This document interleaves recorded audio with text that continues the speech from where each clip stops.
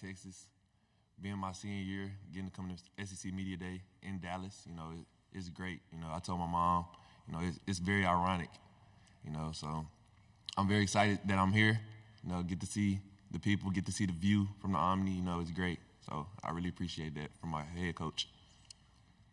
Do you get the feeling that the season's getting closer? Are you getting the itch? And how have you guys practiced so far? Oh, it's been great. The team camaraderie, the player-led, it's been very fun, exciting. We've been working extremely hard this summer, going day by day, getting closer to fall camp. The only thing we can do is just focus on the next day and getting better at doing that. Right here in the front row. Hey, Dallas. AP Stedham, AP and Kelly, as we see it, syndicated radio. Dallas, tell the people about a Bobby Petrino offense. What's so unique for the wide receivers, and how do you like your new quarterback transfer from Boise State? Man, getting coached by Coach Petrino has been great. He's been helping us with the plays. We plan, we're going to try to be explosive this year. And, with Taylor Green coming in, the leader he is, he's 6'7", looking at him, you can already think he is a leader, so he's been great, talking with the players, talking with the team. It's been exciting. We'll go here in the front row on the right. Eric Bailey with the Tulsa World. I want to ask you about Luke Hawes. What does he bring to the offense? I know he had a shortened season last year, but as a young player, what can he do to help the offense? The biggest word I can say about Luke Hawes is consistent. He's one of the most consistent players on the team with his hands, with his route running, with his ability to learn the plays and stay locked in. Luke, like I said, we've seen him. Like, even with the short spurt of games he's played in, just imagine if he, played the whole season. He's been great. He's still young, and for him to play at the ability that he's playing at his age is astounding. Left side in the back row. Morning, Noah Gross with KXAN in Austin. I know as a Texas native, you probably know all about UT and all things like that. Is the game against Texas something family and friends are talking about a little bit? And what do you kind of expect with everything you've heard about this rivalry starting back up? I know the last time they played them, it was like one of the seventh most. Like the attendance there was extremely high. So I feel like coming back with this year, we got Bobby Petrino back. It might even jump that. So I'm just ready to play. I'm just ready to play them as well. It's going to be a very fun game, early 11 a.m. game. Right side on the aisle. Yeah, Andrew, Courtney Mims, Pig Trail Nation, you decided to come back to Arkansas for another season. What went into that decision, and what makes you confident in this Razorbacks team? We were extremely confident last year, and looking at how the team was last year with those close losses that we had, I feel like we can build on top of that. And with me, I feel like if I would have left, I would just left, like try to get to the NFL and things like that. But I feel like it was unfinished business here, and I feel like we can do something extremely great here, and that's why I came back. Left side in the back. What were the toughest parts of making the jump from A&M Commerce to the SEC, and what were some things that came easily? I said this one time in an interview last year, man, them workouts, that first day workout when I first got to Arkansas, I almost called my mama and asked, is there a way I can go back to Commerce? Because them workouts was extremely, man, that first week for everybody is just, you gotta be mentally tough. Because if your mental isn't there, it's gonna be one of the most hardest things you've ever went through. And I have a way of making up words, so I'm gonna say one of the hardest things I've ever went through when I first got here. So, is the mental part of the game as difficult as the physical part, or is it more difficult? Mentally is one of the most.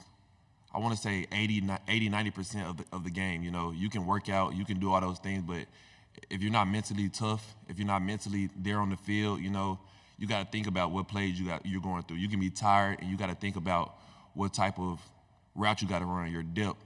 So I feel like mental is one of the most prestigious things when it comes to the sport of football. Front row. Right here, Dallas, over here. Hey, Dallas, you played Alabama, a very tough game last year. Why? Why did that happen? Why was Alabama a tough game? No. Why did you play him so close last year? Oh, like I said, we played. It was a lot of games that we had, like it was one-score games, and that we just didn't finish in. And I feel like we could compete with anybody in the nation last year. It's just that the finishing aspect of it. Like I said, we had a lot of one-score games that we could have, that could have went our way, but didn't, and it could have changed the season around, like with our confidence and things like that. So I feel like we played. We just played to the best of our ability. Right side. If you don't mind, one more question about Luke. What's that neat relationship about him having a twin brother on the team, and what do you see as an outsider about those two? How do they get along? Man, they love each other. That's the twin brother love you see from a lot of twin brothers. They work out hard. They're extremely, they're vocal leaders and things. So I feel like, with Luke and Dylan coming in, helping the team, it just builds on to the team camaraderie. Left side again. What can you tell us about what else Arkansas has at the wide receiver position, and anybody that you think could really break through this year? Anybody who's really impressed you with the work they've done this offseason? Definitely. We have Tyrone Broden, 6'7", fast dude on the team. You don't see that a lot. He's good in getting down in his breaks. He's good in catching the ball in traffic. He's good at going up and catching the ball. He's been extremely, extremely, extremely locked in this year. We also have Isaiah Santana, Jadon Wilson, Davion Dozier, C.J. Brown, a lot of young guys as well, Desmond James, Jordan Anthony. Like I said, Jordan Anthony, like we talked about the NCAA game, and he is an absolute cheat code because he has a 98 speed, and you could just say down, say hut, and just throw the ball, and he's just going to run under it and catch it. So, but I feel like our receiving room as a whole has been it's been great. With the tough losses last year, what was the message during that tough time, and how's the message going into this year? Next day. The next day was the message. We can lose a game, but the game is lost. Like, there's nothing you can do about. You can't harp on it. You can't be sad about it. Just like if I drop a ball in the game, like me getting mad about dropping the ball isn't going to do anything but mess up my mental during the game. So if I drop a ball, I just got to say next play, because that next play can be a 90-yard catch. But I just dropped a 5-yard catch, which could have turned into a 15-yard. So you just got to stay focused and keep your mind on the swivel. Another question on the left side.